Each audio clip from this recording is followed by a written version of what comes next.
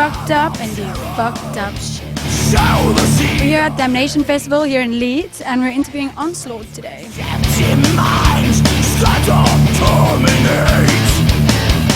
I'm here with Nige and Andy from Onslaught. How are you doing? Hi, fine. Cool, thank you.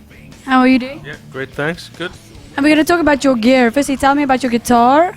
This is a comparison Derringer, Japanese made. It's currently what we're using in the band. Custom guitar. What else can I say about it? Great for kind of thrash and metal, really. You know? And you, tell me about yours. This is a 1985 Charvel. It's one I've used to record the last 3 Onslaught albums on. And it's my pride and joy, basically. How do you upkeep a guitar that's that age? I mean, what do you need to do to kind of keep it alive for such a long time? It's not in that good nick, actually. It's rusting in a few places, but just treat it with a bit of care, really. Oil and keep it clean. And the rest speaks for itself, really. So. Do you ever name your guitars? No. Do you name yours? No, never. Why? Why is that? No, I did read in a magazine, I think it was one of the guitar magazines last month, that there's a condition that you can actually fall in love with your guitar, but I haven't gone that far. That's kind of a bit weird. No, yeah, it's got to be. So, what would a relationship between a musician and a guitarist be like? I guess it's kind of like any craftsman, and his tool, for a better phrase. You've got to kind of look after it, because at the end of the day, it's got to do a job for you. You know what I mean? You've got to make sure that it's in good condition, that it's maintained, the strings replaced, and everything's working. Basically, it gets more difficult with guitars, obviously, as they get older. It's a little bit extra cost, but obviously it can be worth it if if there's a guitar that you really like, then it's worth maintaining it and using it. And what equipment do you like using with your guitar, amps and so on? What is there a specific brand or? Yeah, I mean, we're endorsed by a German company called Engel, actually, as you can see there. The cab and the power amplifier.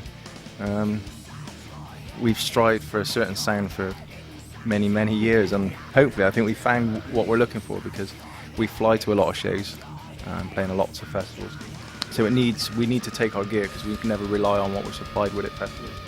So this is basically a portable setup with a Pod XT Pro in there and the Engel power amp. We generally put the preamplifier into our bags, take it into the cabin, and the amp goes down the hold in a suitcase. So wherever we go, we know we've got the sound all the time. So this is good for Onslaught kind of thrash metal sound. Definitely lots of gain, lots of bottom end. It's very aggressive sound. It's good stuff. And what kind of picks are really good to use to, do some thrash metal? Yeah, picks are pretty much down to the individual. I use really kind of heavy 2mm picks, and Nige uses thick ones as well. But to be honest, it's down to the individual what kind of suits their playing, as to opposed to, I guess, a thicker pick gives a kind of a thicker sound or a heavier sound, but some players don't like using thick plectrums, So it depends. Very much down to the individual. It is very much down to it. And how important is it for young musicians that are learning to play guitar or any other instrument to use a metronome and also do a lot of research and that kind of thing? Very important, I guess. I think you should speak to Andy, actually, as he's a music teacher. So. Okay, we've got a music teacher here. Listen. A metronome is very important. Timing is one of the key things, especially if you want to play in a band. If you want to play with other musicians, it's essential, really, that you're all kind of playing in tune and in time, The sooner you can start using a metronome to bring it into your practice, then the easier it is as you kind of graduate and you get better at your instrument, and then start playing in bands or with different musicians. So very important, very, very important. And where do you get your inspiration from your riffs and stuff? Like, where do you think when you're actually playing? Where does it come from? Is it something you've heard before or anything like that? No, I always try when we're writing a new song to come up with a song title first before I even get a riff, just to put a kind of picture in my head of the feel it needs to be, whether it needs to be a fast riff, really heavy and dirty sounding. So yeah, if it whatever the title gives me, really, of the song, always. And what can you show us? Are you going to teach us an Onslaught riff or something? No, check this out. So tell us what you're gonna be playing. Play a section from a track called Burn of our latest album. I'll play it slowly first. This is actually done with drop D tuning. It makes a lot of thrash bands use drop D tuning. It makes it a lot easier to play very quickly. And this is done that way. It's standard concert tuning, but you just drop the bottom E string down to D. And it makes, rather than playing a full bar chord, you can play it with one finger like that. So this is the main riff and burn slowly first.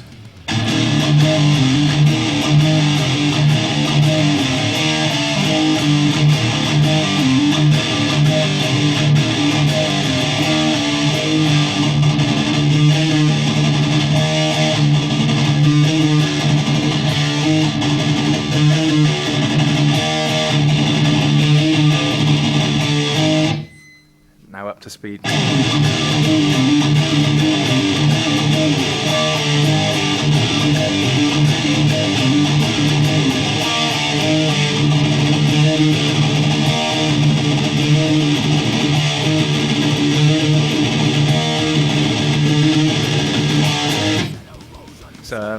It's all in the right hand with thrash metal, really. Lots of practice with the up and down picking, tight muting. Very important. I spent many hours, weeks, months when I first started playing the guitar, just sit there working on your right hand. All on the wrist. On the wrist.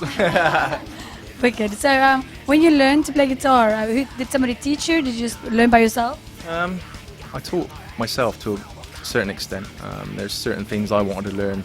I went and had a few lessons off some guys. But generally, mostly self-taught. I probably had about 10 lessons in total. I think it's the easiest way. Sit down, listen to records, pick it up, and work on it yourself. And you develop your own techniques and things. That works best for me. And are you going to show us something as well? Yes. I'll show you a little lead lick now. How quickly I can do it today, though. It's the last 6 notes of the blues scale. It is. Nice and slowly to start with. And what you do is build a speed into it. I think the trick is when you're learning, like you said with the metronome, is to start things really slowly and build the speed into it. I think everybody, it doesn't matter how long they've been playing, wants to play everything like they hear on the CD or MP3, but the trick is just to slow it down and build the speed into it, and then you get the timing and the accuracy, you know? So that's the trick. That's my tip anyway.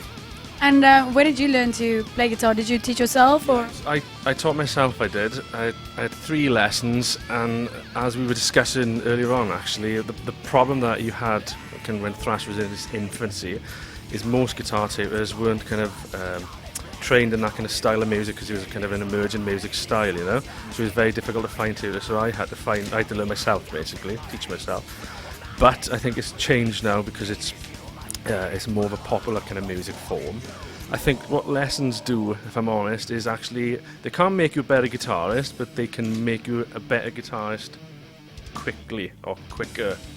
That's what they can really do. You know, they can speed your learning up, and you still got to practice, though. Practice all the time. Have no life, practice. Yeah, be in a band, practice the guitar. Yeah. Have no girlfriend, have no life, have no money, practice. Yeah, good guitar. Love your guitar.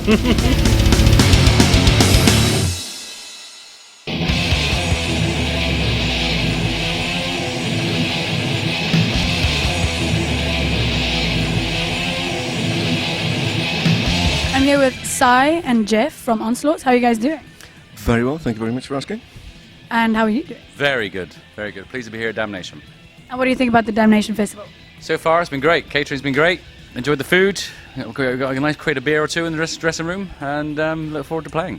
And what did you have? What food did they give you? Oh, it was an array of meats and cheeses and the sort of thing you normally get, but Dead animal. dead animal. Tell us about what Onslaught has been up to in 2008. We have been busy with festivals mainly. That's the big ones. We've done a few little tours. Italy, and where else have we been? We did Eastern Europe, Romania, Macedonia, etc., etc. That was excellent. Interesting, to say the least. coaster. A roller coaster, yeah. Not kidding. The roads were a roller coaster. Why I smell a story here? What? No. It's just that Eastern Europe is still a little It was interesting. It was. We guessed. We knew what it was going to be like, but until you get to these countries and get on the roads, I mean, the roads in Hungary, particularly not Hungary. Where did we go first? Romania. Incredible. But the whole tour was interesting. Yeah, we played some small venues, we played some big venues, and we enjoyed it. I'd like to go back there and do it properly on a proper bus. We toured in a camper van, which wasn't the best means of transport. So yeah, let's do it again. But yeah, Italy was excellent, and the festivals during the summer. Bang Ahead, Germany. Summer Breeze, Metal Camp. Yeah, just awesome year. It's been a great year.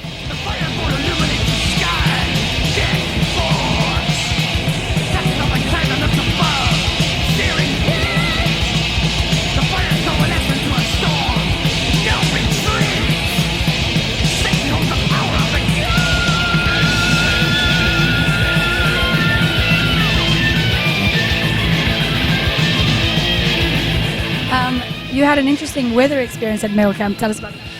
Fortunately, we just missed the worst of the weather. We arrived. We did have a bit of rain when we arrived at the venue, but as always, the weather clears up for Onslaught. But the evening before, Ministry and Opeth were due on the main stage. Ministry were rained off. I think they had about 2 inches of rain on the stage. And Opeth, which meant Opeth had to move to the smaller stage, the second stage. So I can't imagine what 10,000 people must have been in this very small wooded area, and 10,000 people in there must have been incredible. But the weather was a little precipitation, to say the least. It was rained a bit. It was biblical. I mean, the weather was. The skies opened and God came down. It was absolutely phenomenal. Thunder, lightning, the worst of it, and literally 10 minutes before we came on. It's a pity, really, because we haven't played in bad weather, but because the thunder and lightning was so spectacular, we were hoping we would get some thunder and lightning when we were playing, but the clouds parted and the sun. Isn't it true that Onslaught has never played a gig in the rain? Never. Who do you think is on your side? I would say Michael Fish. Michael Fish. Papa Smurf. Papa Smurf, I would say. Anybody remember Papa Smurf anymore? I do remember Papa Smurf. With the one girl that lived in the village, that's kind of fucking weird. Remember Papa Smurf. Our Andy, we have a little thing with Andy, our guitarist who you met just now. We think he's sort of a very Papa Smurf character. Yeah, just needs a bit of white beard. But a really fucking big one, though. And a blue face. Well, you should see him later after the show.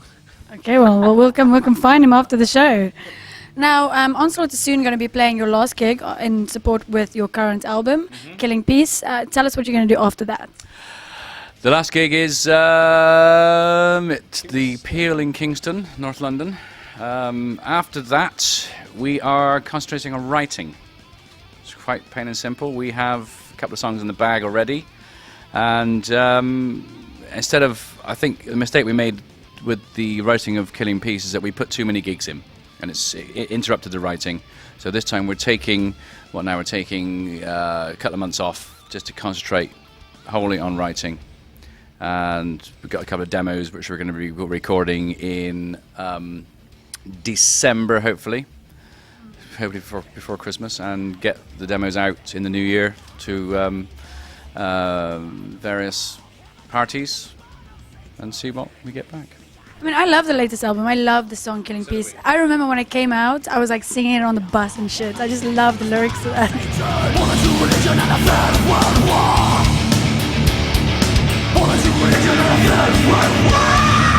Spitting blood in the face of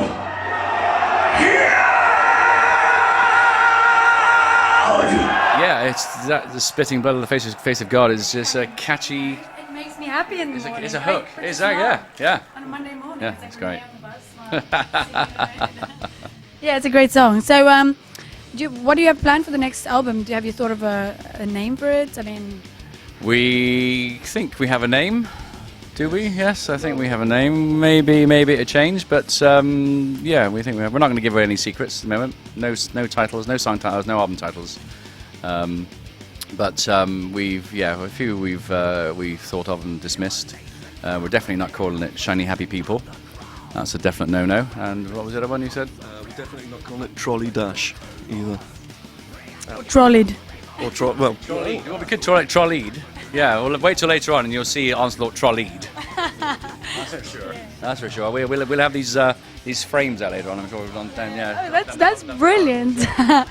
With all but that's one case of beer though. You can't tell me that all you guys get fucking pissed on one case of beer, because that's all that they gave you. No, we've secretly sort of stashed some Jaeger. I love Jaeger. And we love Jaeger too. Don't you want a Jaeger sponsor? Please tell the people out there. Jägermeister, please.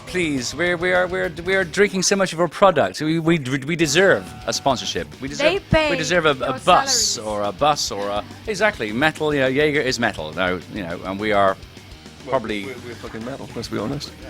And more metal. Give us the Jaeger. Talking about alcohol and metal brands and stuff like that. Jaeger is a metal alcohol, but that's because they made it like that. How do you feel about Jack Daniels? Because that's kind of rock and roll. But I have to say, I don't like Jack Daniels. I like Jaeger. Jack was popular in the 80s, wasn't it? You know, that was the hard liquor of the 80s. But no, I'm not keen. If you're going to drink whiskey, it has to be a good Scottish single malt. Lagavulin. Perfect. I know. Or if you want to get fucked up at a metal festival, drink Jaeger. Yes. It's a tasty beverage for today's metal generation. If you're listening, Jaeger. Only over 18. Or if you look 18. I had a very interesting, and there's that word again, interesting experience with Jaeger in Finland. I think it was the first time I ever sampled the product, and I completely lost. We were out in the bars, and we were drinking. We went to some guys took us to a club, and I remember drinking this black liquid, and after that I was somewhere in the middle of Finland, lost, on my own, not knowing where the hell I was, sending texts, help, spelt wrong, of course, my spelling was terrible, and I was completely fucked. I've been there many times with Jaeger. It's like one moment you're fine, next moment you're on the floor. Yes, that's pretty much it. That's evil motherfucking shit. Cool, but thanks very much for the interview, and Thank you very I can't much. wait to see your show. And it's been really great talking to you, and I hope you have a fantastic time, and I can't wait to see you trolley. Can I come join you? Of course you can. More than welcome. Please do. Fabulous. If you smoke a spliff with me as well. Well, okay, no, but I'll drink the Jaeger. Yeah, green. You see the green of a little spliff with green, or several spliffs with some green stuff in. Of course, you've got to be old enough and Look old enough. brave enough. And live in Holland. And live in Holland, of course, yeah, because it's not legal anywhere else in Europe. So yeah, we're in Holland right now. We're in Holland right now. So yeah, I hope you join me later on for a spliff and some the green and the black. I think I'll be drinking all the Jaeger. I might just get too paranoid and think I'm a pink elephant if I have the other shit. But yeah, thanks very much once again. Fabulous. Thank you. Thank you.